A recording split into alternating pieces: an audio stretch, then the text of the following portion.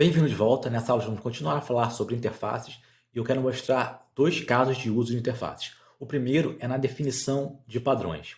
Por exemplo, quando nós definimos o padrão para o token ERC20, algumas funções devem ser implementadas, porque espera-se que tais funções sejam executadas, sejam chamadas por carteiras ou por outros contratos. Então aqui na definição do que seria o token ERC20, né, o Ethereum Improving Proposal 20, nós já vimos isso.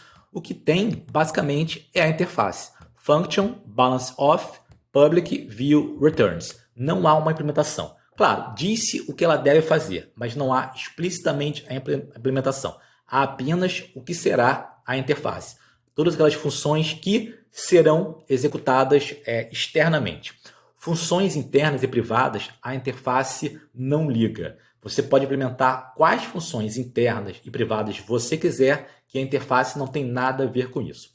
Vamos ver isso aqui no Wizard do OpenZeppelin. Nós utilizamos isso para criar o nosso token ERC20. Clicando aqui no endereço que leva ao contrato ERC20.sol, lá no GitHub da OpenZeppelin, vamos ver que ele implementa a interface ERC20. Veja aqui, o contrato ERC20, is ERC20, se nós subirmos mais em cima, ele está importando o arquivo ERC20.sol.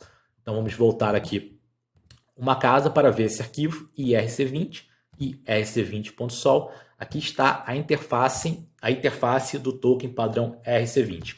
Eu esqueci de dizer na última aula que eventos também podem ser declarados em interfaces. Nós temos aqui os dois eventos, transfer e approval, e todas as funções que devem ser implementadas. Total supply, balance of, etc. Veja que estão todas marcadas como external e elas não são marcadas como virtuais porque não há necessidade. Eu acredito até que dê erro se nós tentarmos colocar. Bom, então, o primeiro uso de caso é definir num padrão quais funções devem ser implementadas obrigatoriamente, e aí você pode implementar outras funções, mas as funções na interface são aquelas que devem obrigatoriamente ser implementadas. O outro uso de caso é utilizar interfaces para executar funções em outros contratos. Bom, como a interface tem uma lista de todas as funções que podem ser executadas, é claro, a gente pode usar essa interface para executar funções destes contratos. Vamos ver isso aqui no código. Vamos voltar ao contrato que nós criamos na última aula, o contrato valor, que ele implementou a interface e valor. Vamos agora escrever um contrato que vai executar uma função do contrato valor. Então, contract, executor, e aqui ele vai ter uma função que executa essa função aqui, por exemplo, altera valor. Então, function, executa, altera valor, e aqui ele vai receber dois parâmetros. Primeiro, o valor que vai ser executado. Segundo, o endereço do contrato que ele vai executar, porque para a gente executar uma função de contrato, a gente precisamos do endereço do contrato e da interface do contrato, ou do código do contrato. Então, endereço do contrato, ela vai ser public, ela não vai retornar nada, e ela não pode ser view porque ela vai alterar o estado da blockchain. Bom, primeira coisa, vamos lembrar, nós já fizemos isso. Nós criamos uma instância do contrato. A gente vai depois alterar isso, mas o que nós fizemos quando a gente executou funções de um contrato em outro. Primeiro nós criamos uma instância do outro contrato, por exemplo, valor, valor, valor, e aqui nós passamos o endereço. Então, o endereço é o endereço, ponto e vírgula, veja se eu salvar, não deu erro, deu só um aviso.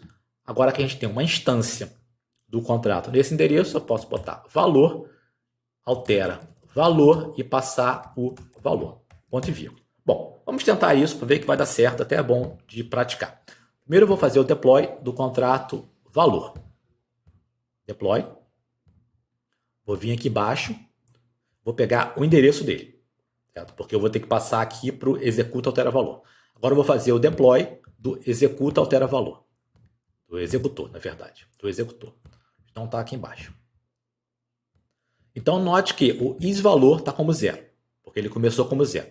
Agora vamos executar essa função altera valor deste contrato. Então vou passar o endereço do contrato que eu vou executar e o valor que eu quero alterar. 15.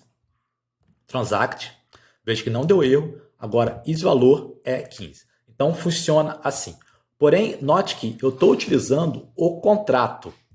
E eu não preciso do contrato. Tudo que eu preciso é saber quais funções ele tem.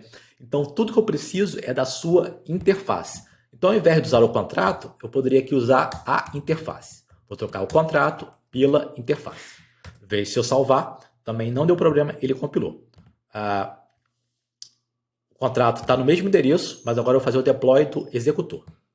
Executor, deploy, onde agora eu estou usando a interface, não o contrato. O valor dele estava 15. Ops, clicar aqui para abrir. Vamos agora alterar de 15 para 10. Então, passar o endereço e 10. Transact, veja que funcionou. Se eu vier aqui, esse valor é 10.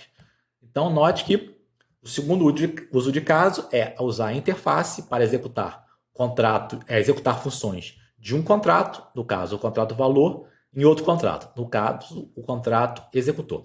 Então, se a gente quiser executar uma função em qualquer contrato que implementa o padrão RC20, a gente não precisa do código desse contrato. A gente só precisa da interface. E a interface é bem conhecida. Então, nós podemos facilmente executar funções de qualquer contrato que implemente a interface e RC20. Basta ter essa interface, e essa interface nós podemos pegar, por exemplo, aqui do site da OpenZeppelin. Então, é isso, eu queria falar sobre interface, e até a próxima aula.